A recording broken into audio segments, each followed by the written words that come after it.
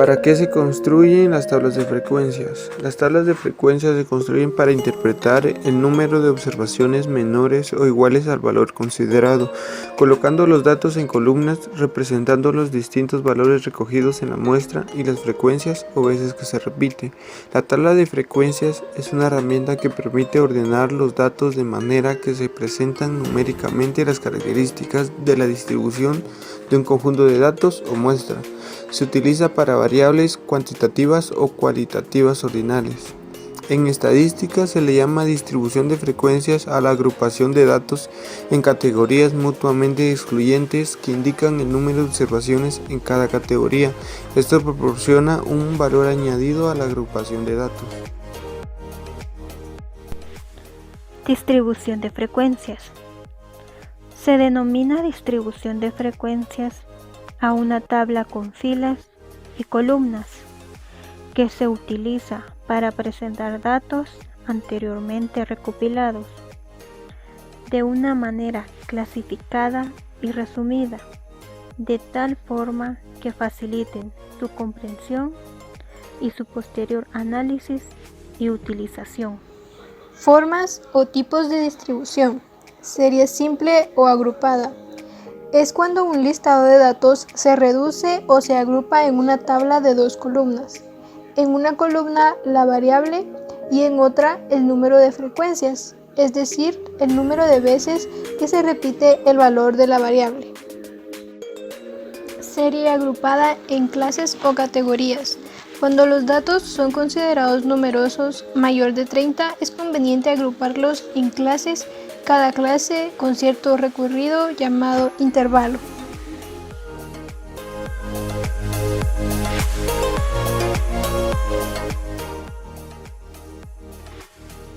Frecuencias absolutas. Es el número de veces que se repite cada dato. Se representa con la letra F minúscula. Las frecuencias absolutas son útiles para saber acerca de las características de una población o muestra. Por ejemplo, en esta tabla podemos observar dos columnas. La primera está constituida por las notas del curso de Estadística 1, que va desde los 53 puntos a los 100 puntos. Y en la siguiente columna, la cantidad de estudiantes, que es la frecuencia absoluta, que como se dijo es la cantidad de veces que se repite cada nota en este caso. La frecuencia absoluta se representa el total con la letra N mayúscula y también esta se utiliza para calcular la frecuencia relativa. La frecuencia relativa representa el peso relativo que tiene la variable con relación al total de casos. Se obtiene de dividir las frecuencias absolutas de cada clase o categoría entre el total de frecuencias. Si se multiplica por 100, se representará en porcentaje. Las frecuencias relativas se representan con el símbolo de F minúscula y una comilla. Sería F minúscula con una comilla es igual a las frecuencias absolutas dividido el total de frecuencias por 100. A continuación realizaremos un ejercicio de cómo sacar una frecuencia relativa. La frecuencia relativa se saca de agarrar la frecuencia que vamos a sacar dividido el total de las frecuencias por 100, ¿verdad? Entonces sería 4 dividido 28 por 100 igual a 14.28.57. Prácticamente al sacar todas las frecuencias relativas, al final se realiza una sumatoria de todas esas frecuencias dándonos un resultado de 100. Frecuencias acumuladas es el resultado de sumar sucesivamente las frecuencias absolutas o relativas desde el menor al mayor de sus valores.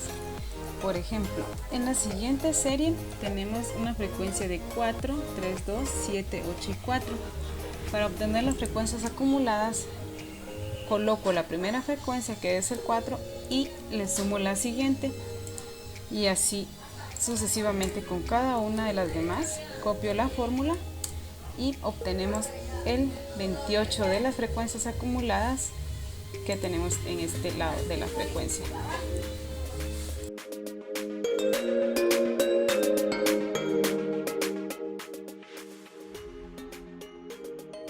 A continuación veremos los tipos de límites de clase.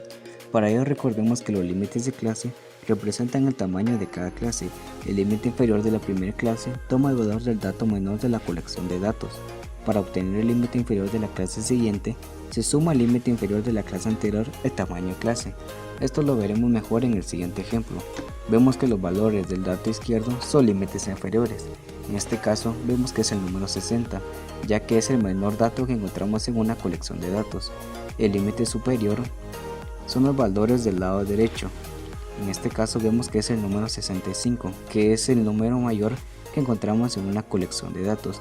A esto también nos podemos llamar como límites o fronteras, que son los valores extremos en cada clase que constituyen los límites. A continuación les presentaremos lo que son los dos tipos límites de clase. Los dos tipos de límites de clases. Tenemos discretos o aparentes y reales o verdaderos.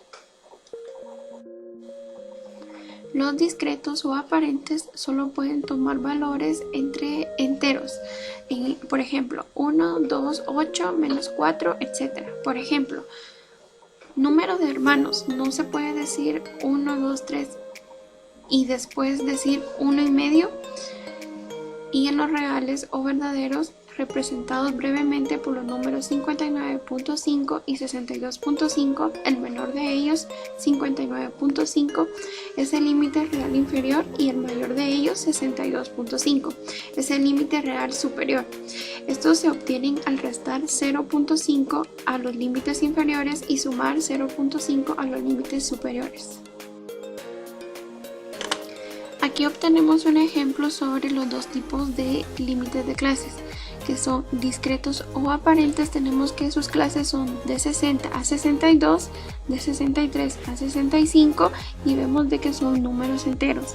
En los reales o verdaderos tenemos de que sus clases son 59.5 a 62.5 y de 62.5 a 65.5.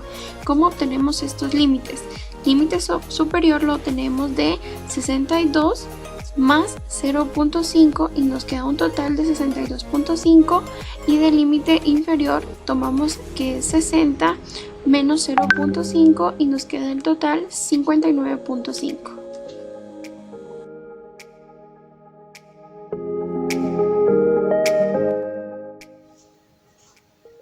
Intervalo de clase, símbolo I, es la diferencia entre el límite superior y el límite inferior de la clase más la unidad.